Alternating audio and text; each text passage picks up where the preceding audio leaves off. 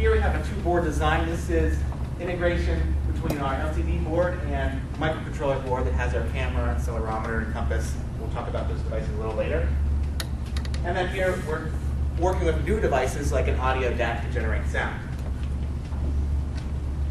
So this is our current stage, the full integration of the product. So we have two hardware variants. The architecture is the same. I'm going to show it shortly. But basically, this guy just has fixes that we were doing there. Rob was showing this guy. So, current capabilities.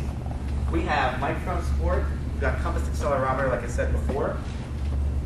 FPGA offloading, what that means is, so instead of the MCU doing some sort of processing, such as audio processing, that gets put in memory, and the FPGA does that for us. So it is, you can think of it as a coprocessor to our system. Input detection, we've got touchscreen, buttons, joysticks.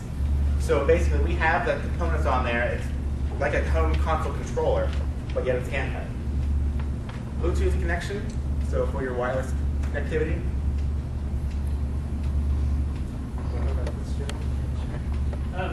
So right now we have a software graphics pipe running on the MCU because we're working on the FPGA to implement our own graphics accelerator. So all the demos you see today will be software rendered, and you'll see that they can actually keep up with the 60 frames per second that we want. Right now you can turn on the camera and snap pictures. And so this is the first step in the augmented reality process because you can actually take a picture and then start drawing on top of it.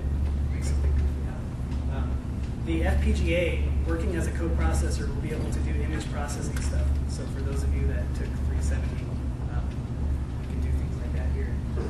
We also have VGA output, which is quite nice. You can hook it up to a screen. We have, right now, everything's running in 16-bit color.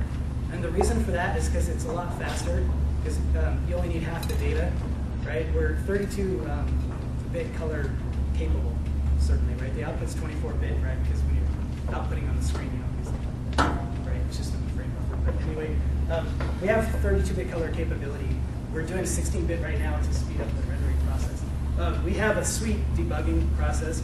I don't know how many of you click your heels when you hear GDB, but you might click your heels if you ever debug on this thing, because once your game is running on the console, using our Bluetooth capabilities, you can go over to a computer and connect to that game and set a breakpoint and stop the execution.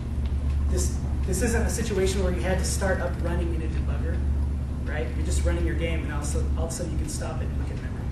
And you can look at, we have a really pimped out memory manager that Chris made in our OS that we made that can show all allocations and stuff, even when you didn't start running in debug mode.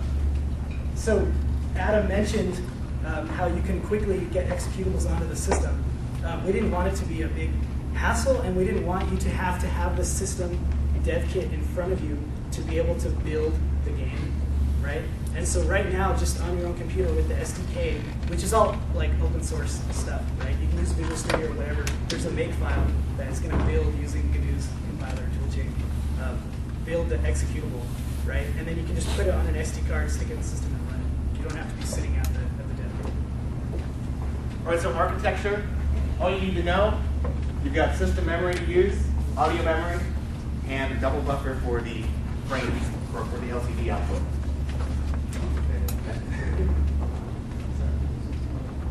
So, list of peripherals, said most of these before, rumble, microphone, compass, you have buttons and analog input. We have an IR module as well.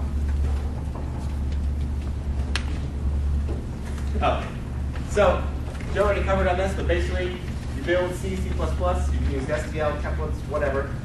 Compile, put on the SD card, and our firmware will load that for you. I don't know if you guys caught that. Full templates, inheritance, all C++, all STL works on this thing. For those of you that took GAT 488 with the Wii class, yeah. Who took that class? All right, a couple guys here. I'm not breaking my NDA. So yeah, when you want to access any of our 5 different memory banks, right? You're not worrying about, oh, okay, I'm accessing bank 2, so this pointer that has some address, that refers to bank 2, not bank 1. Here we don't care, right? In one single range of values, all the different banks are mapped. So you don't